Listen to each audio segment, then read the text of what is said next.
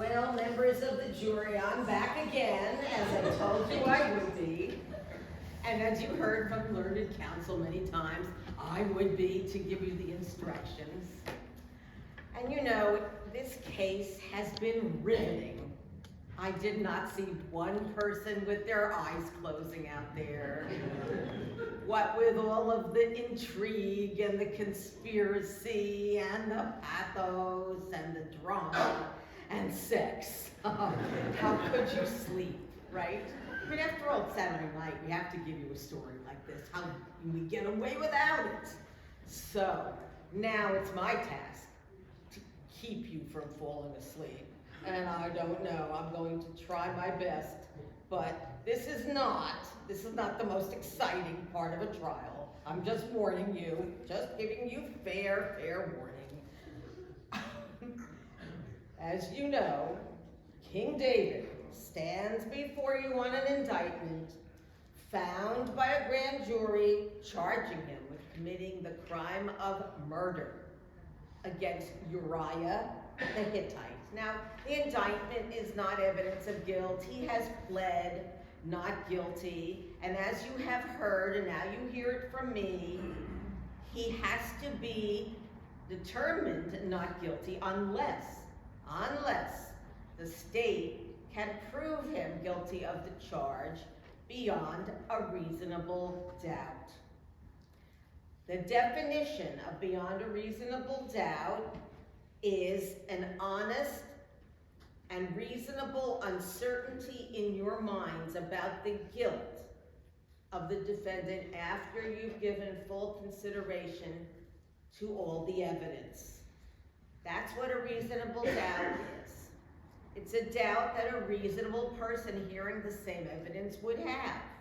And it is proof that leaves you firmly convinced of the defendant's guilt. So if you are firmly convinced, then you must find the defendant guilty. But if you are not firmly convinced, if there is so much as a reasonable doubt, you must find him not guilty. The charge, as you heard, is murder, all right? And I'm going to give you a brief summary of the elements of that charge to help you in your deliberations.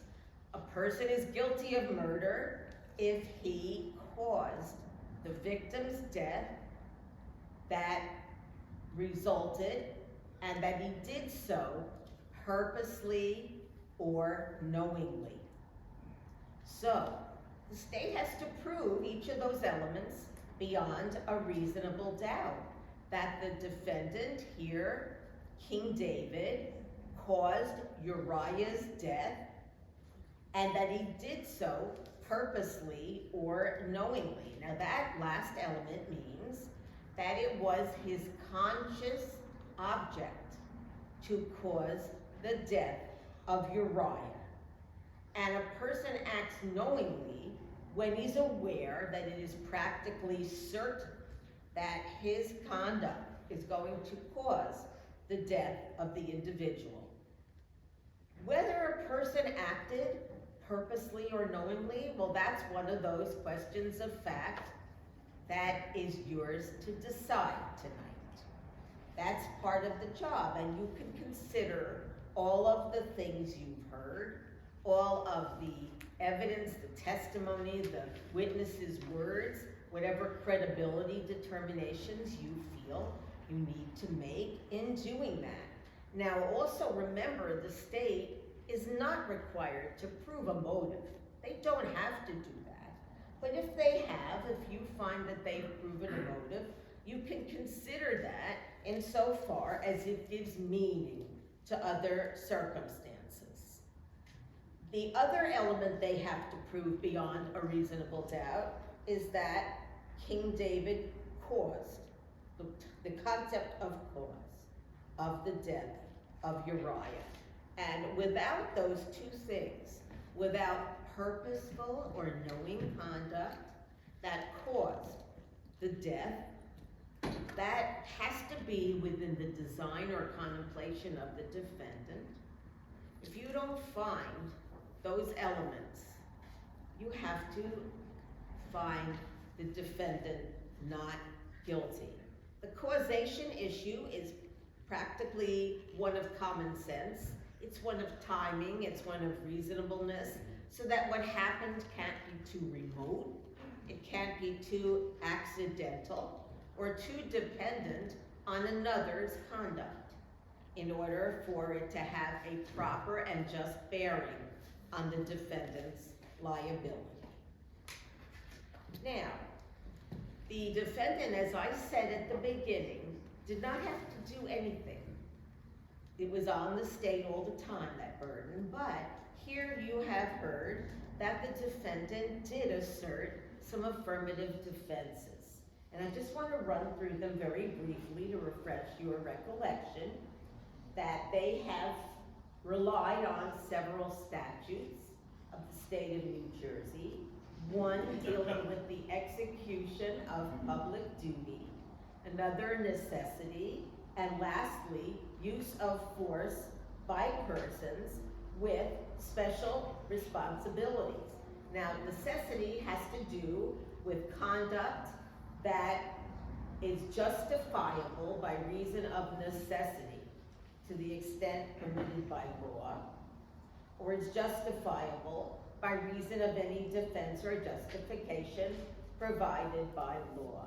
So, when the actor reasonably believes his conduct is required or authorized by the judgment or direction of a competent court or tribunal, or the lawful execution of legal process, that can constitute justification that takes it out of the criminal realm, or where he believes his conduct to be required or authorized to assist a public officer in the performance of his duties, notwithstanding that the officer exceeded his legal authority. So those are statutory definitions of the defenses that have been utilized here. And also that there is one dealing with the use of force by persons with special responsibility for care of others, if they've been vested or entrusted with special responsibility, then that may be an exculpatory ground, so that they are not found guilty. When you deliberate, members of the jury, it'll be your duty to weigh all the evidence received and to apply the facts that you find to the law that I have given you. Whether you agree with that law or not, you have to decide the case solely on that evidence and on the law given you. And you must perform your duties fairly and impartially.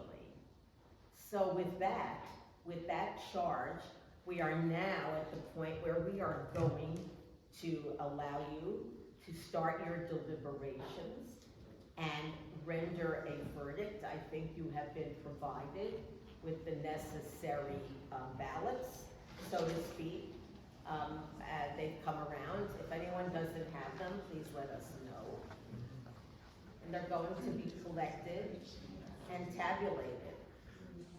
Not by Price Waterhouse, that's fine. Hopefully, someone equally as reliable. Or more. Do we have mail ballots?